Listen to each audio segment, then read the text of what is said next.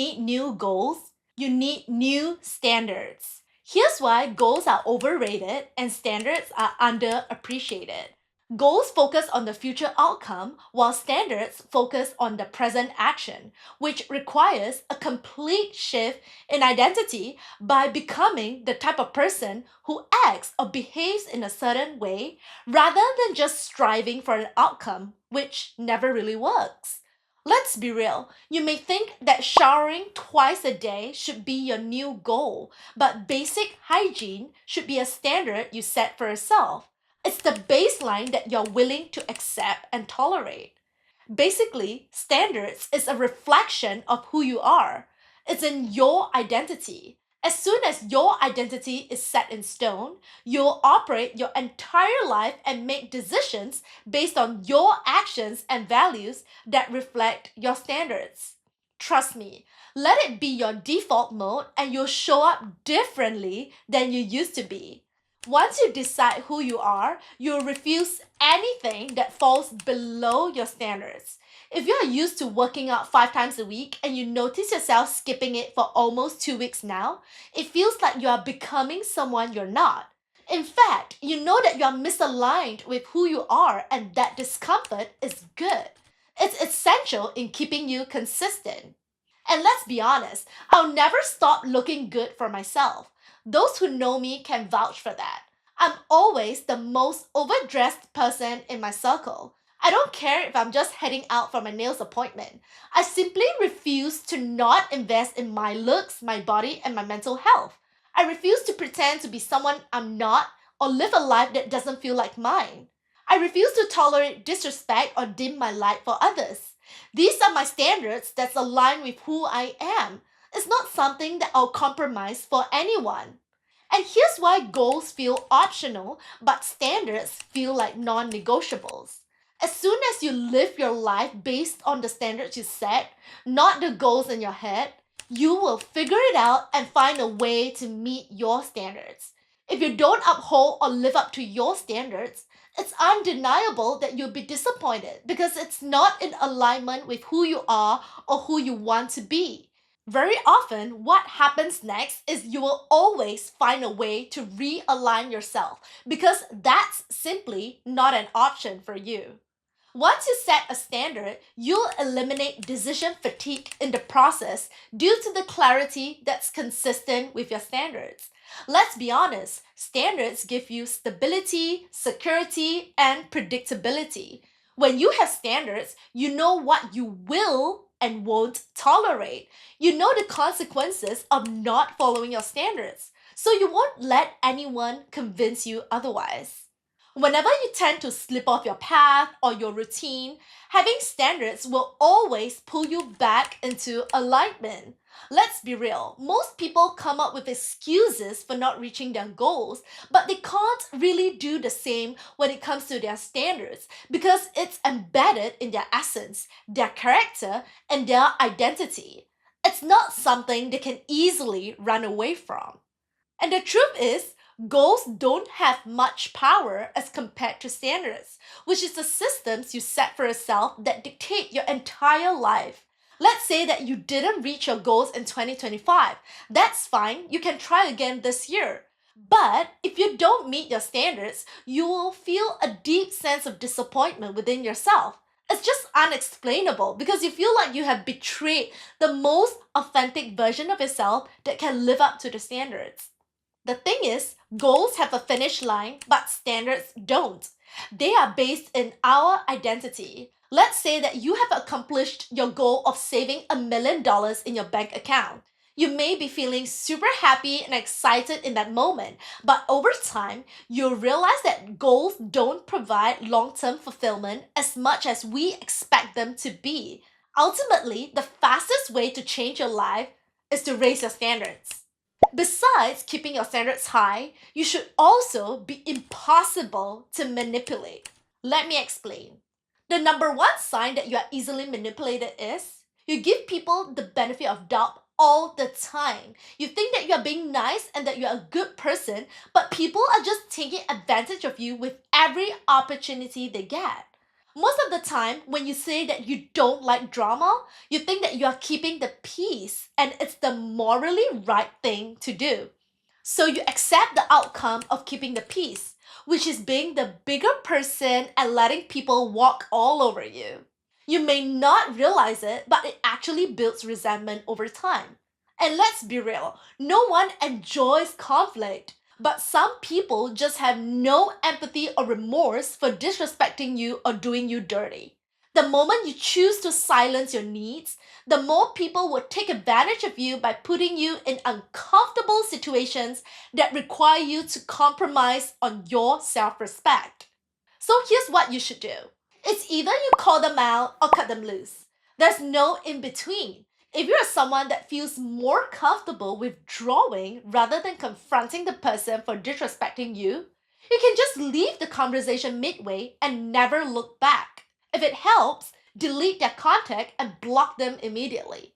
Understand that not everyone is capable of confrontation, as it can be quite intimidating, and it's honestly a skill.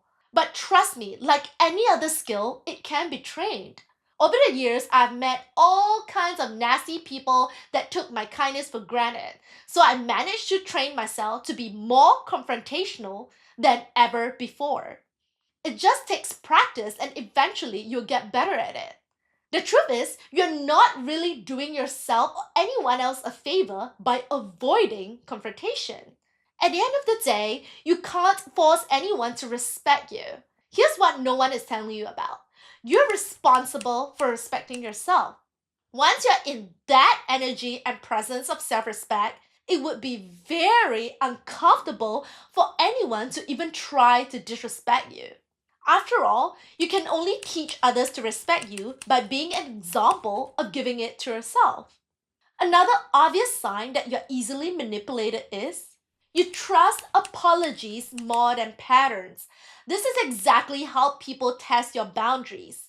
When they think they can get away with disrespecting you by casually saying sorry instead of coming up with solutions to make it up to you, I can assure you that they will do it all over again because there's no consequences for their bad behavior. Words are cheap.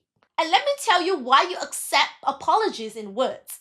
It provides that instant relief and comfort, allowing you to cling to the hope that they won't do it again. But what most people don't understand is words can be manipulated to fit a desired narrative and create a false sense of security.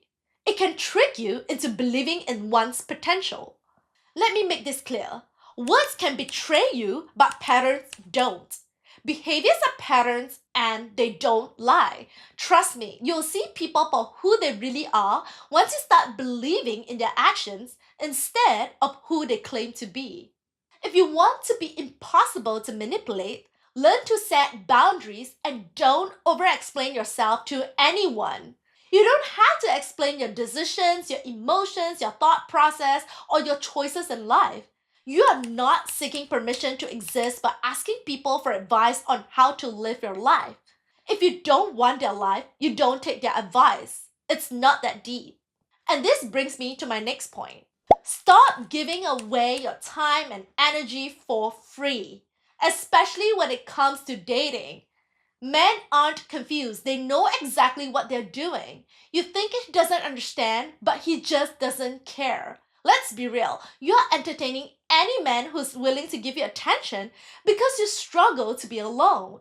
So you don't mind giving away your time and energy for free. But here's the secret no one tells you about. Don't be flattered when a lustful man desires you. In fact, you're not that special because a lustful man desires everyone. By the way, planning dinner dates doesn't take up much time, but it requires real effort. It also shows how much you honor my time and presence being with you. If you don't accept coffee dates, that's okay. Let it be a rule you set for yourself, an internal boundary that shows how much you cherish your time and energy. Never complain or explain why you don't do coffee dates. Instead, use actions to demonstrate your boundary. Besides that, do you know what's the most underrated advice in dating? I may probably get a lot of hate for saying this, but you have to treat men based on their status. They have to earn it because it's a privilege to be with you. If he's just your boyfriend, treat him like a boyfriend, not a fiance, not a baby daddy, and especially not a husband.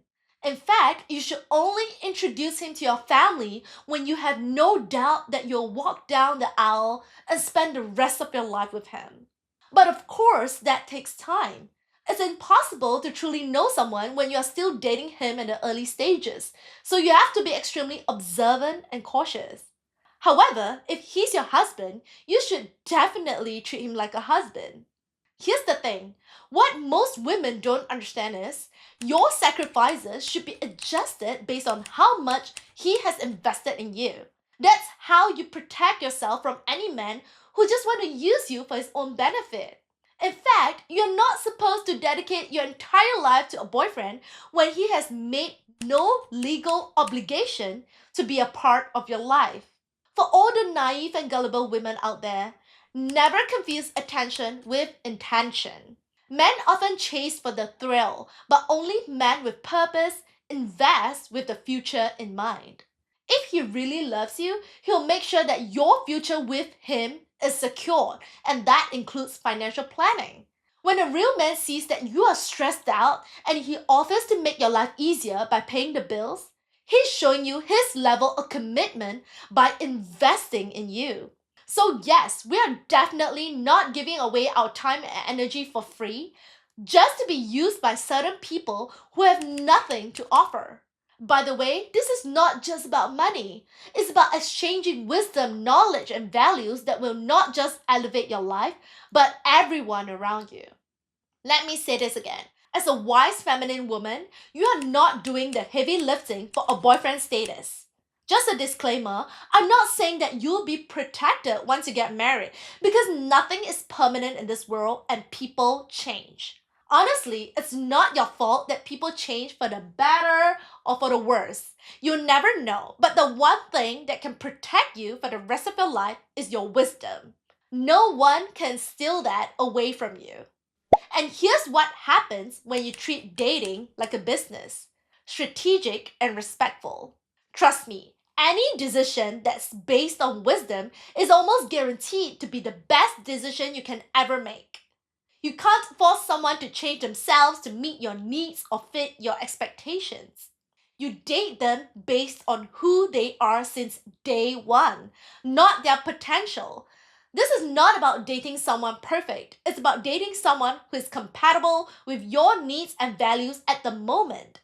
It's not that deep. Let's be real. You wouldn't make someone your business partner if he doesn't possess the right qualities to be one. You wouldn't entrust your business to someone who's not aligned with your values, your goals, and your vision for the future. So, why would you choose to date someone who's the complete opposite of what you're looking for? Honestly, a man who genuinely values you won't put you in competition. So, if you ever find yourself competing with other women, just know that he's seeing you as entertainment, not a priority. If a man can't provide for you, he'll try to control you. Very often, men who feel inadequate replace financial leadership with emotional manipulation.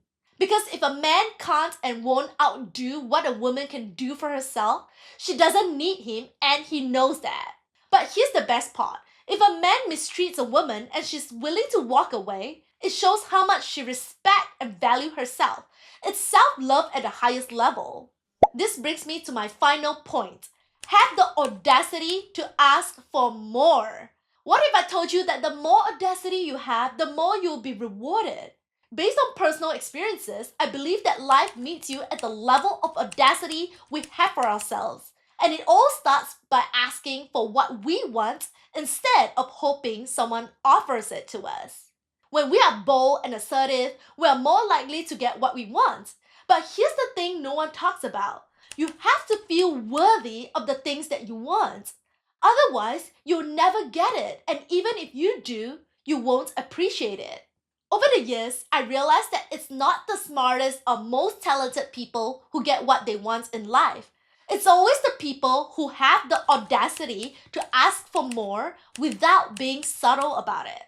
At the end of the day, if I could only give one advice to my younger self, let it be this: be a teachable person that's always on the pursuit of wisdom, and I can assure you that you'll be years ahead of your peers. Learn to cultivate an insatiable curiosity for how the world operates by asking why and how things work rather than accepting information at face value. Society wants us to obey the system, but we will never achieve a fulfilling, purposeful life by following the crowd. After all, wisdom is power, but understanding how and when to apply that wisdom is valuable and it goes a long way. Thank you for watching and click to subscribe if you enjoy my content. Bye!